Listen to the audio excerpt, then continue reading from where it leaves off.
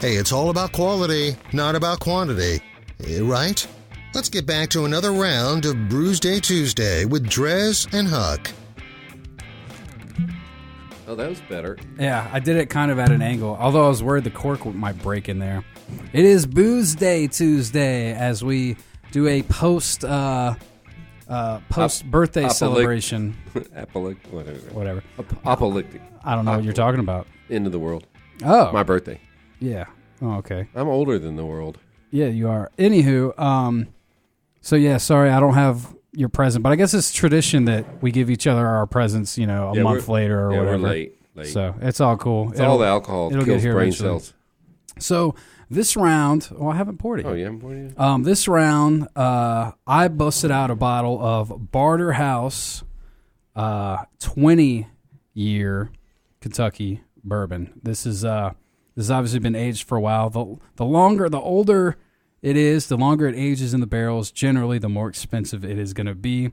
I think this bottle costs a hair over $100. I won it in the ABC lottery, which, did you know that they did ABC lotteries here in the state of Virginia? I did know that. I haven't won one. So for like rarer bottles and stuff, you can sign up for the lottery, and if you win it, then you have it. You don't get it for free, but you have the opportunity. You win the chance to buy the bottle, which I signed up for all the Pappy lotteries, and I didn't win any. It was like a few months ago. I'll tell you my Pappy story later. All right. So I've got Smooth Ambler out of West Virginia, Lewisburg. So this is not Kentucky bourbon. No, it's Old Scout, single barrel, caster strength bourbon whiskey. 54.5% alcohol, 12 years. 12. Yeah, so we went on a little tour day. Give me that 12. A little tour day, West Virginia. We started at a cidery, which we're going to do a show on, I think, coming up. And oh, are we? Yeah. Cool. Sounds good to me. So it smells good to me, too. Smells good to me. So we got 12 years and we got 20 years. And 20 years. And anyway, so we ended up at this place and got a tour. I can't remember the young lady's name. She was very, very knowledgeable. Was it Kim? I was thinking Kim, but I don't think that's right. Well, sorry, Kim, But or not Kim. She was from somewhere else, like I'm not even going to say. Jersey? She was from somewhere else. I could say that, and came down for a guy. Didn't work out, so she's married to whiskey. So, so this was in West Virginia though. So I don't know if did they teach you about the Kentucky Chew? No, they didn't. All right, so when you're going to all these bourbon tastings in Kentucky, different places you'll learn different things. One of the things that I've learned about when it comes to actually tasting bourbon, what you want to do when it comes to actually getting a good idea of what you're working with, bourbon is not like other liquors. You don't slam this stuff, all right? This is something for you to taste. So speak for yourself. If you really are trying to get the most out of your bourbon, you take a small little sip.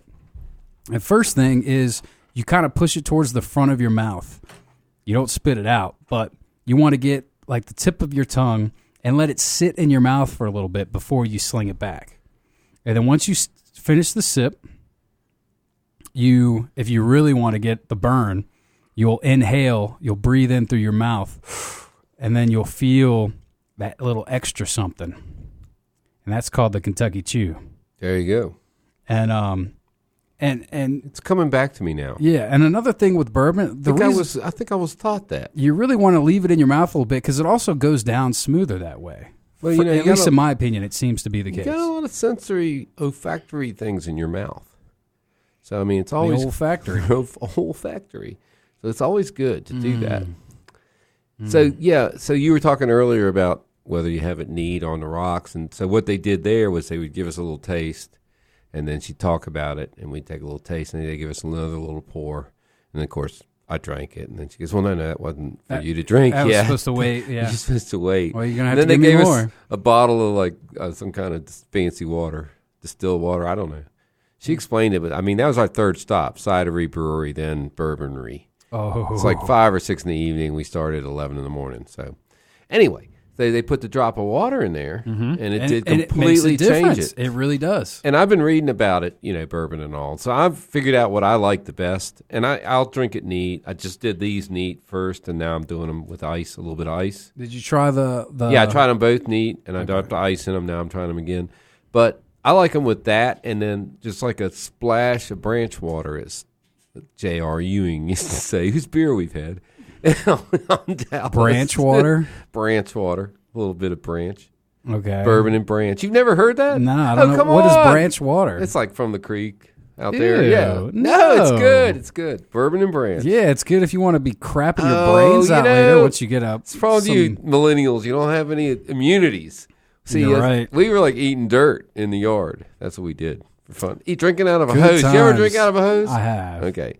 We drank. That's all we were only allowed to drink out of the hose. We Yeah, but couldn't that's actually not use the branch sink. water. That's not pond water that's been sitting and is Well, contaminated. you're assuming that your ranch goes all the way to the headwaters. If it was my ranch, it would go all the way to the headwaters. So you're just making it's stuff clean. up right now. I'm Listen not to you. making stuff up. You young people, kill All me. right, whatever. With your branch water, old man. Anywho, It's my birthday. Give me a little nostalgia. hey Huck, what's the difference between bourbon and whiskey? Regular whiskey. Bourbon's made in Bourbon County, Kentucky. That's not true. Okay, You're drinking bourbon that was made in West Virginia. apparently So you don't know the difference between bourbon and whiskey? no. All right, well, bourbon is whiskey, but not all whiskey is bourbon. There you go. To be bourbon, you have to hit a few different requirements. Corn. I want to say there was 4, and that is one of them. That it needs to be it's either corn, Can be rye. yeah, corn and or rye, I believe. Yeah. For the ingredients. Also, it has to be. You have to use oak barrels for when you barrel it. Barrel it. And oak barrels. they must be barreled for a minimum of, I believe, 7 years.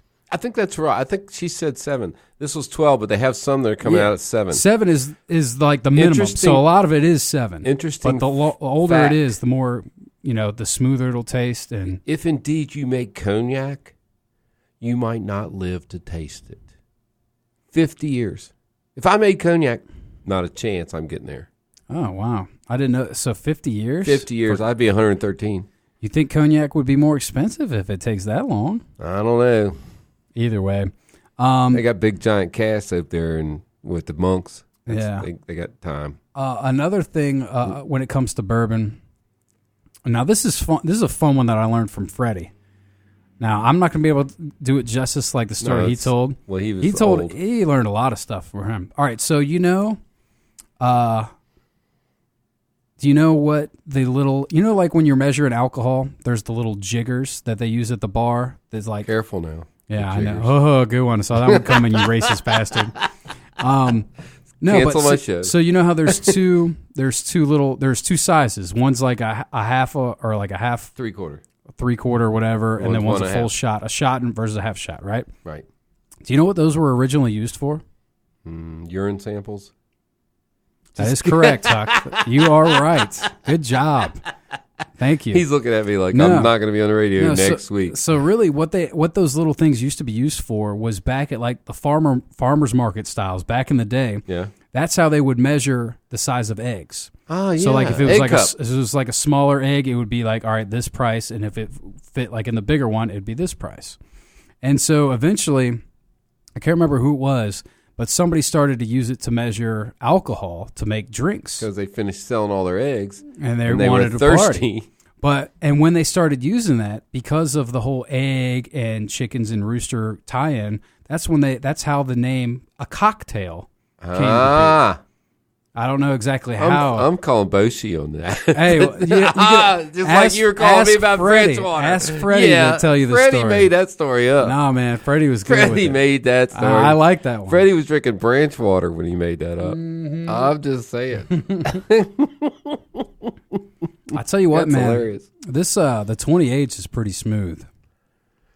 At Barter House, So I went on the tour. Did you go on a tour of any of them? I went to a tour of all of them. I went to 11 breweries, did a tour, or I think only one of them maybe we didn't do. So a I tour. never saw where they distilled. I just might have been spaced out during that section. You didn't do any of that? No, we saw ferment and it looked just like beer. I mean, it had a big giant fermenter and bubbling up, right? Now I got to look in the top and all. It was great, but I never saw where they actually distilled it. I remember in at Maker's Mark, walking in there where there was all fermenting. It smelled so good. Oh my gosh! And then you go into the actual barrel warehouses where they age, went in there, and it smells even better. And it's leaking, and that's called. They don't care, and that's called the Angel Share. Because you know how when you put booze, you put the bourbon in the barrel, and over time, it seeps out. It'll start to seep and stuff, and that's why like. The barrels that you age for a long time, the yield is so much smaller. That's why it's just that much more expensive. Not only because of the length of investment, but you end up with much less product. And the amount that gets evaporated and disappears, they call that the Angel Share. As you might have learned from that Jim Beam commercial with Hot Mila Kunis. Maybe. So the Angel Share is what's up in the air, and that's the aroma that you're smelling. Nice. And then the Devil's Cut is what seeps into the barrel. And that's why they have that Jim Beam Devil's Cut. And then you put beer in that later. And then you make bourbon beer or wine. People are doing it with wine these days, too. So that place in all on the way to Death Valley where everybody had their own bourbon barrels, and they basically filled them with grain alcohol, put a lock on the tap, and 10 years later you got something that tastes kind of like bourbon, the old bourbon barrels. Seriously. But not as good as this. Are we ready? I'm ready, man. I've finished my barter house, the 20 years. And like I said, that bottle is getting close to gone because I have been sipping on it. And I don't know if maybe I've been waiting and I've been drinking it when I'm not as sober. But, dude, that's good. Yeah, it's good. It's pretty smooth. Yeah, it's good. Actually, now that I think about it, I think that was the $90 bottle because the bottle that was over 100, it was like $115. That was a 22 aged. The one I brought was in the 60s. Okay. I want to say 66. Oh, boy. I don't remember exactly, but I think that sounds right. Okay. The Smooth Ambler. The old Scout.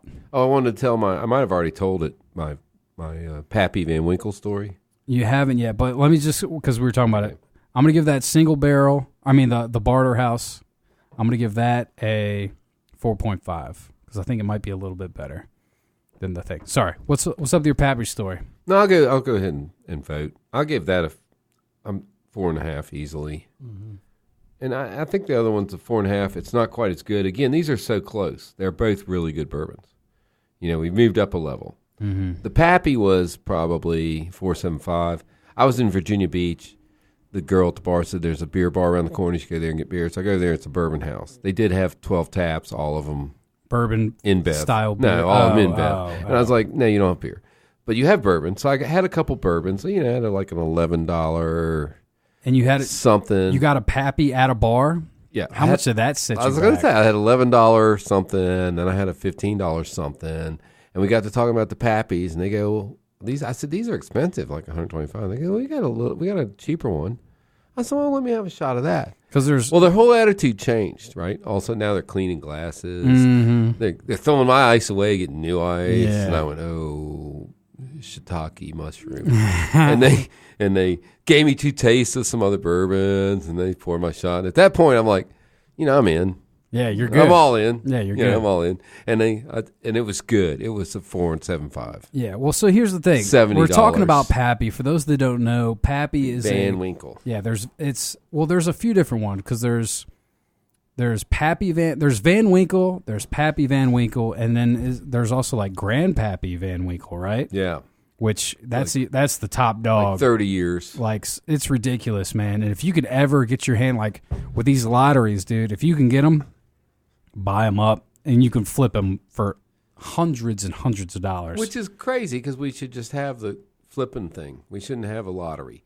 The free market should just determine it. If you got enough money, you can buy it. No, well, just saying. Well, I like the lottery because then if you buy it and you're actually somebody that wants to drink it, then you can afford it and you can actually try it. But if you want to buy it and then flip it, but we need to start a club where we all put in $50 and buy some of these bottles, and we'll have Pappy party. Yeah, Pappy party. Pappy party. But anyway, $70. I do not regret it. I will not do that again. Yeah. I will ask the price before I drink the next one. Well, and the thing is, that's $70 for a shot. A shot. But now, That being said, it was probably 2 1/4, 2.5 ounces. Is it good? It was a big, giant glass with a big, giant ice cube, and it was delicious. I bet it was amazing. I went home and went to bed. I've never had Pappy, but I'm also not as rich as you are, Huck. So maybe one day. You know, money's a commodity like flour or sugar. Either way, like I said, happy belated birthday. Sorry I don't have your present, but